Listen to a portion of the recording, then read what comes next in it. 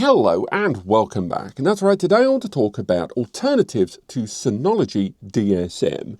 Now, a little bit of context. I'm recording this video on Wednesday the 10th of June. And in a little over a week's time, give or take where you are in the world, Synology is going to be rolling out its new DSM update, DSM 7.4, and it brings in a few bells and whistles, a little bit of optional AI integration, some storage efficiency options for good and for bad reasons, and of course, across the whole board there, a scale-up of Synology DSM, a platform that in the last few years has seen the odd bit of criticism, but also it's still considered the darling of turnkey NAS solutions. However, the last few years have seen some really aggressive movement from other players in the market right now, predominantly coming out of Taiwan and China.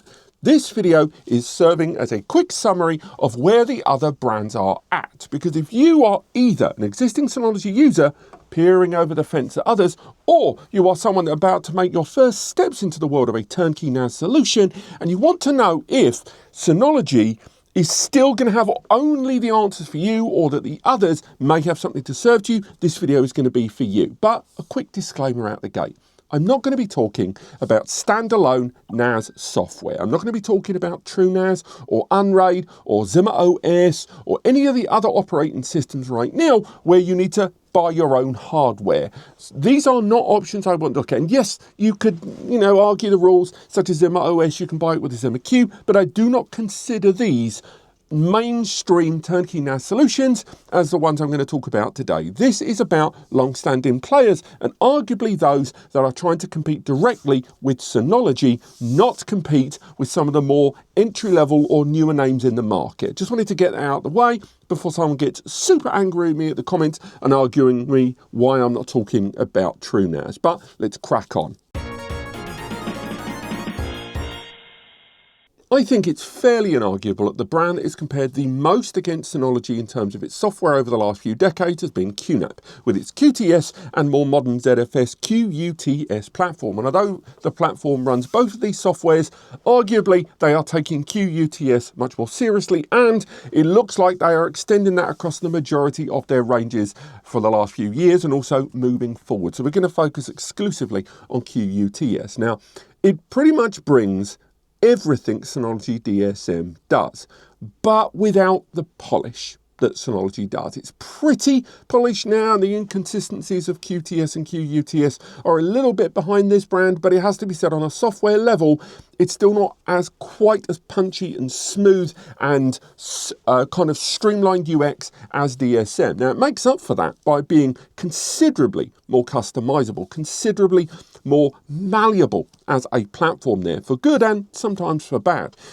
For example, when it does come to using QTS and QUTS, I should say, not only have you got the flexibility of different RAID configurations, but you've also got unique things such as QTier that allows you to create tiered storage systems within your NAS for both hard drives and SSD. Not a multi-site operation such as Synology tiering, but in a singular system. And unlike caching, where data would be copied onto SSDs, tiering moves data into more appropriate storage areas. Faster SATA SSD, much faster M.2 NVMe. Alongside that, integration with AI agents has been longer established on the QNAP platform. You may not be interested in that, but if you are, there is a greater degree of versatility and options available to you on the QNAP platform there. Now, when it comes to backup operations, up until about a year and a half ago, the QNAP offering was pretty inconsistent, with a messy range of different apps and services for backing up operating systems on this side, backing up NAS to NAS, system to system,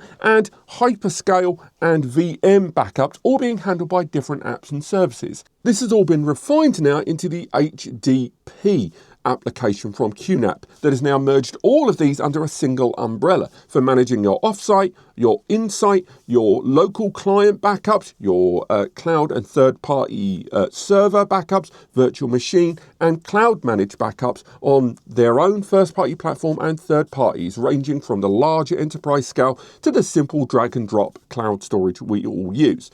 Alongside that, they do have multimedia applications, but I think it would be fair to say that although the QMaggie application, a name that a lot of people don't like, is still pretty impressive, their attitudes towards the multimedia of music, multimedia of video is still pretty weak, and there's a more heavy reliance on third-party apps and services. Now, I mentioned earlier on, QUTS supports ZFS, and that's right, it brings with it inline data deduplication, inline compaction, inline compression, and alongside that, allowing you to take advantage of multi-drive parity, RAID resyncs there, multi-drive parity up to 3 disks, I should say, resyncs, resilvering, and pretty much faster storage pool creation thanks to the elimination of the volume layer. All of these bring into the fold the usability of Synology's DSM platform, although again, not quite as smooth and silky, but at the same time, bringing in some of the more industrial performance back-end advantages that things like ZFS and TrueNAS bring, merging those two things together. Again, it is not the smoothest experience when you compare it to DSM, but I would argue it is infinitely more user-friendly than something like TrueNAS there in the background. Doesn't make it better or worse, I'm just saying that it is more user-friendly, and with apps, services available for mobile and desktop platforms, it does serve as a good option. Now, full disclosure, several years ago, they did have a ransomware incident that was heavily publicised, Deadbolt. I generally don't talk about it as much anymore, but I still mention it. The reason I bring it up here is this video is about people coming completely new into considering other brands. Now, that was several years ago, and the brand has had to lick its wounds and also has strengthened and safeguarded a lot of its platforms. We've seen a lot of tightening there in the background and a lot of zero trust implementation into their platform. I would still never say that you should trust any NAS brand implicitly and always have a regimented and multi-layered security protocol in place anyway, but I will say the QNAP platform has seemingly learned a lot from those mistakes. But just keep in mind that the QNAP software platform is just not as smooth as Synology's, and that is a recurring theme you're going to see in this video. UGREEN is a NAS brand that seemingly appeared overnight, but actually they've been around knocking out NAS in China since 2020-2021, but in the West it's been 2024. Now in that time their UGOS software has evolved quite significantly. I think it would be fair to say they have stylized themselves heavily on Synology's DSM platform. I think that's a reasonable thing to say. I think I'm undercutting it somewhat, but certainly they have definitely looked at Synology and gone, oh, we like the look of that. But it has to be said that their platform is still very much in its infancy. And again, I am going to say a lot of good things about it, but I think it's really important to highlight that because they are the newest brand here on this list, technically, more on that in a moment, it has to be said that in terms of their NAS software for UGOS, they have never been fully security tested yet. With a wider scale CSV vulnerability findings, a zero-day exploit findings, none of these have really tested the brand. So until we see that, I do think we have to wonder just how well UGREEN will deal with a large-scale security incident. But the UGOS software is certainly the closest of all of the ones I'm going to talk about today that has the smoothest, most consistent experience across the apps and services to Synology's DSM. Again, sort of by design, I would say. Now, they do lack some of the bells and whistles of QNAP or of Synology, but they do have great multimedia applications there for video, for audio, and for photos. Indeed, they have got one of the most user-friendly photo applications that I've seen, with adjustable AI implementation tools for duplication, for text recognition, animal recognition, facial recognition, object recognition, all straight out the gate with a really, really intuitive mobile application as well.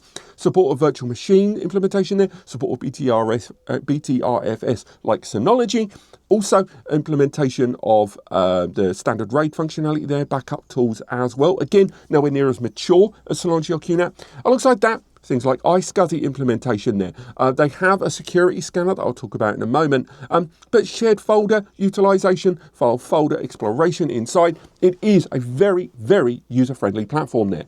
And arguably, for those that just want simple storage and easy access, there is a reason UGREEN has exploded in popularity. However, do keep in mind, one, this brand does not support things like write once, read many currently. It supports multi-factor authentication, it supports a lot of security tools, but its security scanner is still pretty lackluster, I would argue. Not checking for weak user password, SSH activation, not checking for PHP access, PHP's implementation in applications and services that may be going rogue. It doesn't have a comprehensive security scanner in the way that the majority of the other NAS brands that I'm going to talk about today have. Also, encryption is only really in certain areas with an encrypted locker, but you don't have multi-stage encryption of the pool, of the volume, of the shared folder in the way that other brands that I've mentioned have implemented there, which may be a deal breaker for a number of you. Ultimately, the UGREEN platform provides a very affordable option, and with the exception of the recent GT series and the cost-effective DH series, it is also worth highlighting that this brand does allow you, along with a few others on the list later, to use third-party operating systems like TrueNAS or Unraid on their hardware. So unlike the Synology or QNAP offerings I've mentioned so far, when you do buy a UGREEN, you do have the option to jettison that software if you like, or just pull out their OS and stick in your own. So again, you do have a bit of flexibility there, that although they ain't making TrueNAS, they ain't making Unraid, you've got to give them a little credence that they'll still support your hardware and allow you to use other software. But let's move on to the next brand. UniFi is arguably, at least in terms of actual NAS development, technically the youngest brand on today's list. They've only really been in the NAS market, again, much like UGREEN, since 2024. And in that time, they've rolled out several solutions alongside their drive software running on their UniFi NAS OS, with a new version, I believe, coming around the corner quite soon. Now, arguably of all the brands that I've talked about, the UniFi NAS platform is the most limited in terms of features. They are focusing so exclusively on storage that although there is a browser-based file manager, although there is security endpoint access stuff on there, again, utilizing their service or keeping it local only, you can browse and look at files, you can create storage areas, create users, set up backup routines. That's really it. There isn't a vast amount in a traditional, more modern NAS landscape available. There is no multimedia applications. There isn't live backup synchronization client tools like Synology Drive or QNAP, QSync. Any of these apps and services aren't there. If you are only caring about the storage and you want simple storage, and crucially, you are already running a UniFi network, and you're prepared to offload some of the busier tasks, container implementation, running apps and services on other clients, from mini PCs to the devices you choose to use every day, the UniFi UNAS series can be very appealing to you, available in desktop and rack mount form, and arguably the cheapest on this entire list, something I find really surprising. Now, much like UGREEN, I could argue that their NAS platform hasn't been really tested. However, I think it's fair to say that in a security sense, UniFi has been, and Ubiquiti in general, their products have been constantly bombarded for security vulnerabilities, and they've shown their abilities to deal with these things in a way that UGREEN has yet to show us yet. Again, the UniFi range of NAS devices are arguably the more limited of most of the ones I'm going to talk about, but they do provide consistent, stable storage there at a very affordable price. Remember, we're focusing on the software, not the hardware there. A good platform, if albeit a little bit more limited than anything else today. I always get a kick talking about TerraMaster because they are, for me, one of the plucky underdogs of the NAS industry. And I know not everybody likes them, but I do recommend everyone check in on this brand every couple of years because they evolve rapidly. They ain't perfect. They were hit by that deadbolt stuff too. However, the TOS 7 update coming out very soon, I believe rolling out in the next few weeks officially, still in beta right now for you to check out, really is something else. And again, you could look at TOS 6 if you like, but this is another platform that has clearly looked at Synology doing well and going, do you know what? We could shape ourselves around some of this, and they have.